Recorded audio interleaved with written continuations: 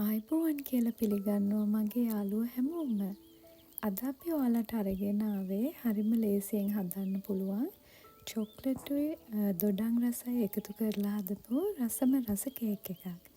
ඉතින් බලමුකෝ මේක හදන්නේ කොහොමද කියලා. මුලින්ම බෝල් එකට බිත්තර 3යි, ලුණු කුඩු තේ හැඳි කාලයි, සීනි 150යි දාලා හොඳට බීට් කරගන්න.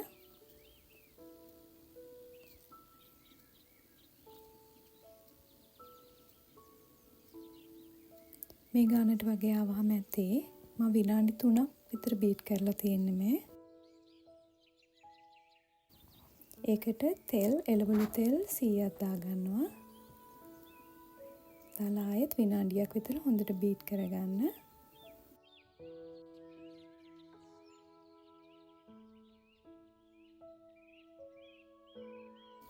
මේ දාන්නේ යෝගට් 150ක්.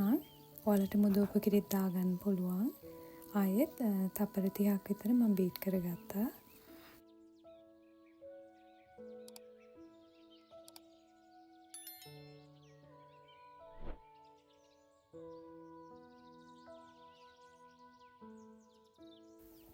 පිටි 200ක් ඒකටම හලා ගන්නවා.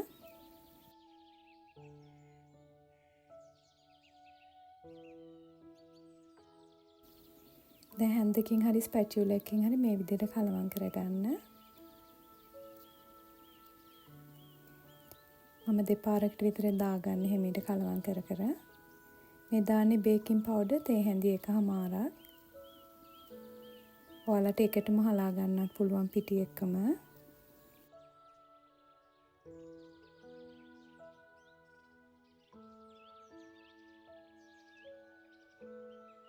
දැන් මම මේක තප්පර 20ක් විතර බීට් කරගන්නවා පිටි හොඳට කලවම් වෙන්න.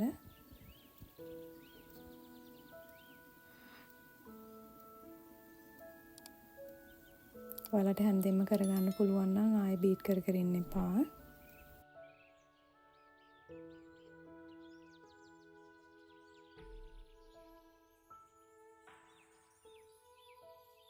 මේ විදිහට බෝල් 3කට සමානව මම බෙදාගත්තා.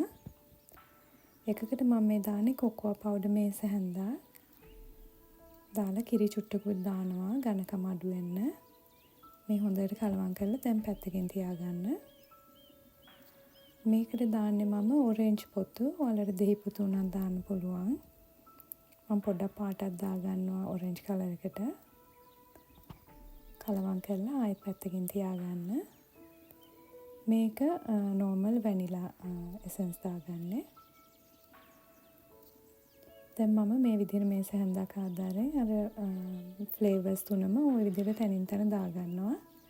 ඔයාලට කැමති තැටියක් ගන්න පුළුවන්. මේක අඟල් 7 සැවරි මෝල්ඩ් එකක් කියලා කියන්නේ. මම මේ දාගන්නේ චොක්ලට් චිප්ස්. ඒක අත්‍යවශ්‍ය නැහැ.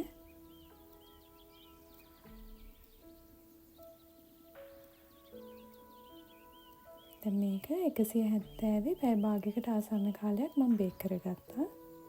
මේ තිනේ ලස්සනට ඇවිල්ලා.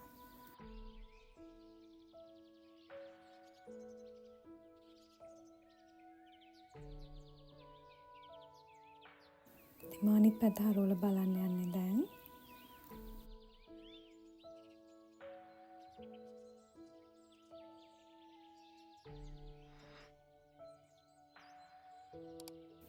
හොඳට බේක් වෙලා තියෙනවා.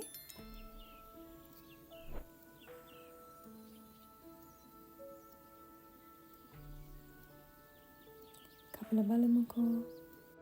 ඉතින් දොඩම් චොක්ලට් සුවඳ හොඳට තියෙනවා මේ කේක් එකේ. ඔය තියෙන ලස්සන මාබල් ඉෆෙක්ට් එකට.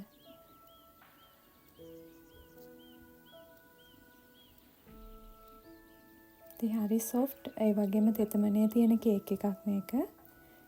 අලු ජාතිය කේක් එකක් නේද? බටර් මුකුත් පාවිච්චි කරේ නැහැ. තේ වෙලාවට ඉක්මනින් හදා ගන්න පුළුවන්. ඉතින් ඔයාලත් හදලා බලමු. හදලා බලලා අපිට කමෙන්ට් එකක් දෙන්නකෝ. එහෙනම් ඔයාලට ගොඩාක් ස්තුතියි. ආයෙත් අලුත් රෙසිපි එකකින් අපි හමු වෙමු. ඔයාලට සුබ දවසක්.